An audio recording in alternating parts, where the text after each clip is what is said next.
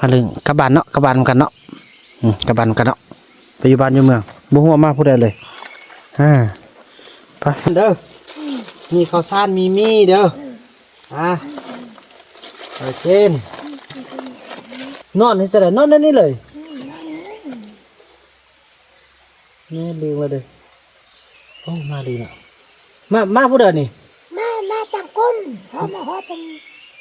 บูเลยบูมาพะเลยบุกมามา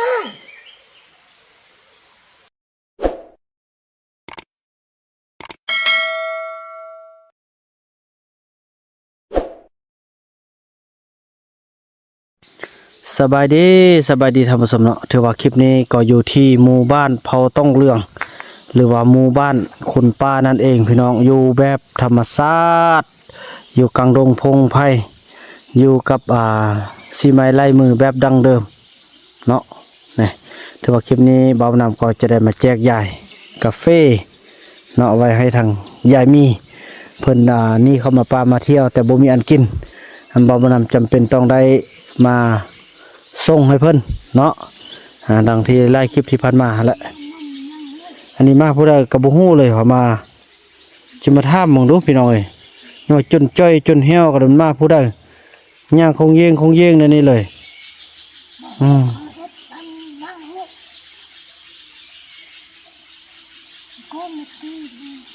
ที่ส่วนเมื่อก่อนคันบางทีเอาเป็นมาพนีจรเลยนี่จนย่างเลยไม่จนเจ็บเป็นพุทธตีนี่นะโอ้พี่น้อยเนาะจะพยายามสร้างความนึงเคยให้มาลืมเนาะฮะลืมกลับบ้านเนาะกลับบ้านกันเนาะกลับบ้านกันเนาะไปอยู่บ้านอยู่เมืองบ่ฮู้ว่ามาผู้ใดเลยไปพี่น้อยสิได้ย้ายคอกย้ายเครื่องให้เพิ่นก่อนไม่เท่ามีเฮาโอ้ฝนกระตกเลยเด้พี่น้องเอ้ย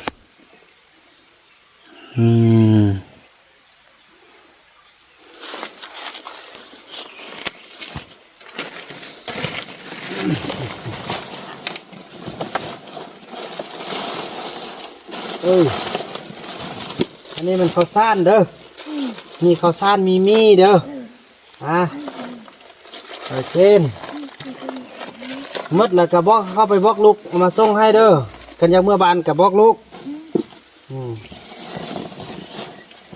พี่น้องเนาะเธอว่าที่เราพี่น้องกันเป็นอยู่ของข้าเจ้าน่ะเนาะก็ได้พึ่งพาอาศัยป้าก็ถือว่าโบมีละพี่น้องเดี๋ยวนี้หากินยากละต้องได้โอ้ฝนตกแล้วนอนให้จะได้นอนได้นี่เลยนี่ลืมมาเลยโอ้มาดีนะมาผู้เดินนี่มาจังก้นเขามาหอจังบูเลยบูมาพะเลยบุกมาเมื่อเนาะเมื่อบานเนาะเมื่ออยู่บ้านเนาะเมื่อบานเด้อมันเขาตีแล้วนี่นะว่าเจ็บมันนี่นะเชิญตัวผู้หรือตัวแม่นี่ตัวแม่นั้นเรียกซื่อนางยังนางน้ำโศกบ่นางบุญไล่บ่กันในเมื่อใดพี่น้องสิพยายามเฮ็ดให้อันมาตัวนี้ลึงแล้วก็สิส่วนกลับบ้านแล้วก็ไปเลี้ยงอยู่บ้านบ่ฮู้ว่ามาไผบางรอท่าบางอันหัวหน้าเผาก่อนเพราะว่าเขาเจ้านี่มาเบิ่งแล้วมาตัวนี้มาพนีจรเลย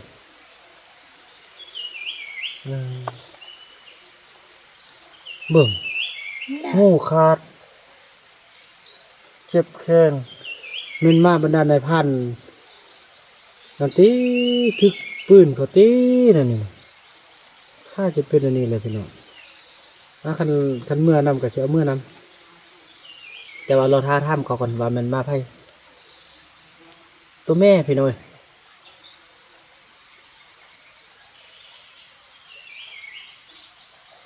เอิ้นนางนำโศกบ่เว้ยนางนำโศกเอาเนาะนางนำโศกเอา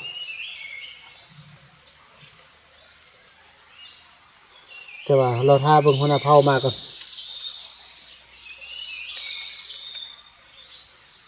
ไปอยู่บ้านเนาะนางนำโศกเนาะ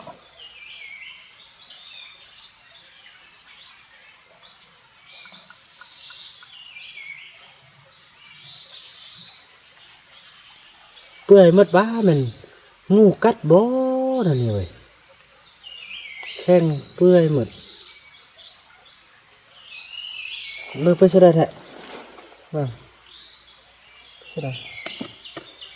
เจ็บคาเลยอ้าว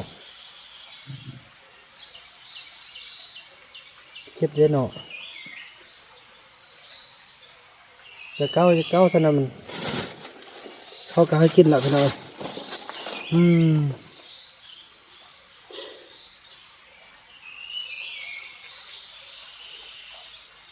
เกี่ยวกับธรรมศาสตร์แบบนี้เลย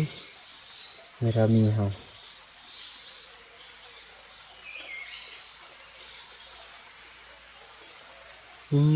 ฝนตก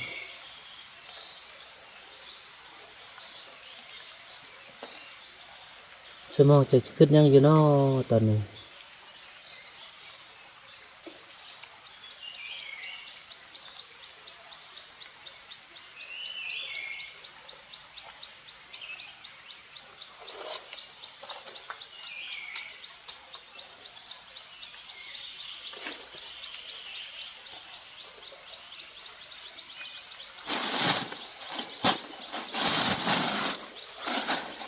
นี่เลยครับเนี่ยเรากินบัตรกลับบ้าน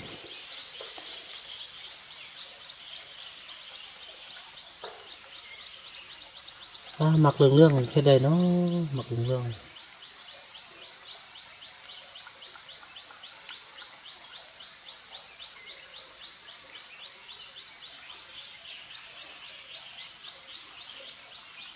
อันนี้มันยังข้าวหลาม มันเป็นขลามนี่แย่ขลามมันเท่ง อ๋อยูเนอร์มียังเนี่ย เนาะ ยูเนอร์มันยังไม่ยัง นี่สินะ ซีน สินั้นเป็นยาขาพวกกับยาขามา พวกมีเอามาแล้วก็แบ่งให้แล้วยี่รุ่มเป็นข้าวเด้อ เข้า มีข้าวมีซีนนำอยู่นี่พี่น้องเอาใบไม้มายัดนี่แล้วเอาซีนซะนี่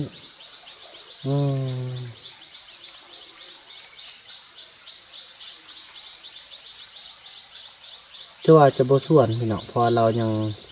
เราต้องเอาความสมัครใจของเขาถ้ามาในใจของเบานำก็คืออยากให้เรากลับนำแต่มาเบิ่งแล้วเรายังบ่อยากกลับเพื่อยังจะไปหาอยู่หากินอยู่เบิ่งแล้วได้อยู่เบิ่งนี่นะขึ้นว่าสิบ่รอดเซ้ยพี่น้องโอ้แข็งแรง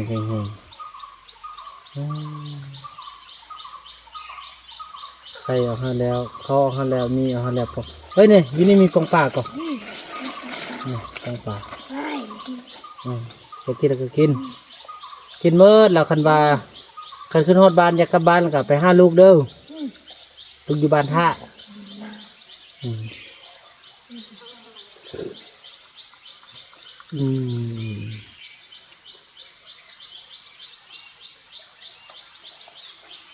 อยู่ป้าผู้เดินเนี่ยบ่ยานเนี่ย ยาน เนี่ย ยานที่คำตะเว้นบ่ยานเนาะ โอ้ยานแต่ต้นค่ำต้นเม่นบ่ยาน ตะเว้นบ่ยานยานที่คำนอน นอนอันนี้บ่มักมีงูมาเนี่ย นอน ลัดตุ้มโอ้บ่มาเนี่ย บ่ไม่ บ่มาบ่เคยเห็นเห็นบ่ บ่เห็นเอาไปปุ่นบ่เห็น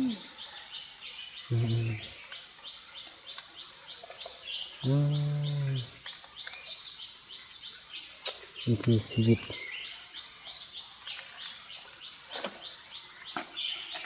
โอ้น้องพี่น้องมาเป็นลากเลย ที่มาเขาลูกมาเป็นพื้นที่กันเป็นโตแน่นลงดังเลย มานำลักมาแต่บุหัวมาเพื่อพี่น้อง ประมาณถึกปัดหูถึกย่างในเบิ่งการฝึกซ้อมมันคือสิมันจ้อ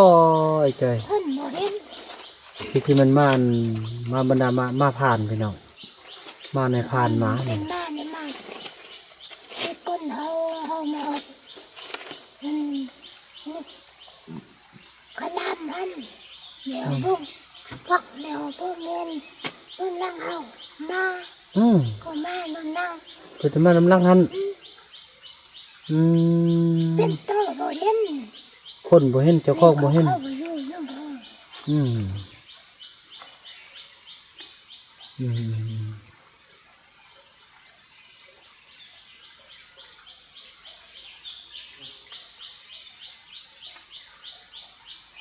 หลับนอนละกาแฟนี่สิแบ่งให้ไปว่าพลอยเมื่อกี้เราแต่ตัวอันนั่นเอาตัวนมเอาตัวสีเหลืองอะนะตัวสีแดงมันปลุกไว้ให้อันบรรดาหัวหน้าเผ่าพุ่น นี่แพทย์นี่แพทย์อยู่หันน่ะ อยู่เฮือนเนี่ยเนี่ยอย่าพูดทำกันเด้ไม่ได้แค่ยังอยู่เฮือนท่าน อันอยู่บ้องบ่ได้ฝนตกเลยไปบ้องบ่ได้แห้งเลยก็ไป อืม ไปแบบไป อืมยังสิได้ไปเต็มเฮือนนึงได้หนิพี่น้องไปอยู่น้ำนุ่มมันเงินหัน แสดงว่ายังบ่ลดความพยายามมักเรื่องมันตุนนั่นมักเรื่อง เดี๋ยวบ้องเอามารถอยู่ย่างไปก่อน ย่างไปบ่ฮอดเอารถมาได้มาย่างขึ้นนี่บักสูงก็ยังมาได้พุ่นย่างก็ได้คือกันติ วิ่งย่างขึ้นนั่นน่ะเป็นดู เราบอกให้ อันนี้เป็นเต็มอยู่ เราบอกให้อันนั้นพี่น้องให้เอารถมาฮับอยู่ที่ภูโอเคบัดนั้นเราก็บอกลูกเอาเด้อลูกสิมาฮับเอา เนี่ยไปเบิ่งน้ำน้องน่ะกลับมาลงไปคนนี้ บ่ยอมเถอะ ไปอยู่ทานหุ่นหัน ทางนี้พ่อบ้านเด้อ ไปวันนี้ นี่แล้วลูกเอารถมาฮับเอาเว้ยย่างขึ้นภูลงห้วยก็ยังขึ้นได้อันนี้ก็ย่างไปก็ได้เต้นี่น่ะคือว่าก็พี่น้องตั้งได้ย่างอันอยู่ในป่ากับย่างอยู่อันแบบบ่มีต้นไม้นี่ตั้งกันหลายได้ย่างบ่มีต้นไม้นะอู้โถฮอนได้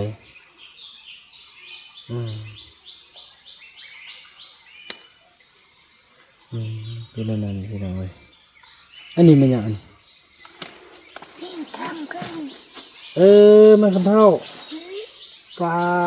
เธอไม่กันเท่าเพิ่นตั้งขึ้นตั้งลงไม่นักพ่อเตียงคนใดก็เอาไม่อันนั้นมากันเท่า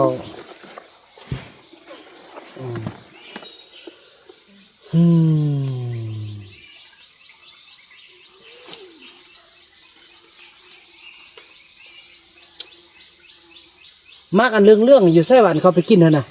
ไปกินมากเรื่องอยู่ใส่ต้นมันนะไปกินนะมากเรื่องนะอยู่ใส่ เฮ้ยจ๊กก็ไม่ได้นี่ไม่ถูก เขามาผู้เดียวมาเหอะ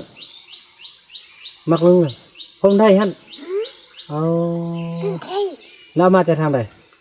เราไปโลก เราเห็นโอ้ผมได้นี่พี่น้องจะไปฆ่าเราก่อนแซ่บบิลีพี่น้องอย่าได้ไปให้น้องนกกินน้องนกอยากกิน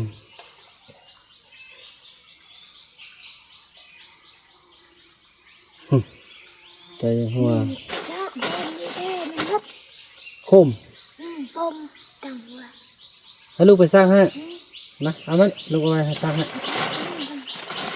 เนี่ยฝากให้อันไปซากอันโคมให้ละ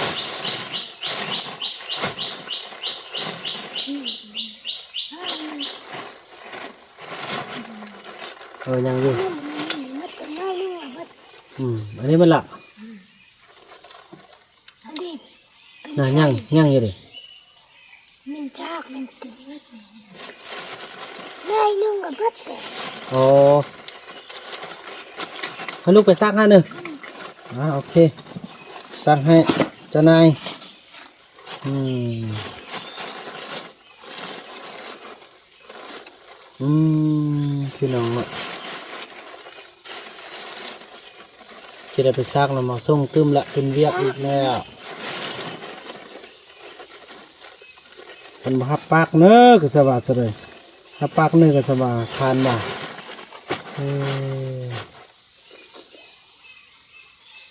บกบอันนั้นมันตรงห้องไทยเอามากเลยนะเอาแม่นแท้ๆพี่น้องแม่นแท้ๆเห็นละเห็นละนี่เห็นละแม่นแท้ๆพี่น้องลองดูสตาร์คันแว่นให้กับสตาร์แลมคมน้ำตำวาดก่อนนี่นะ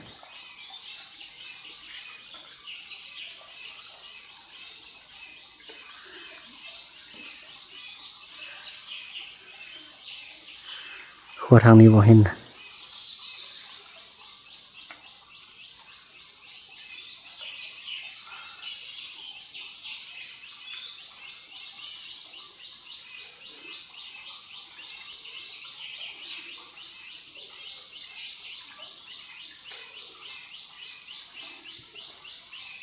คือบ่มีหมากกันบ่แม่น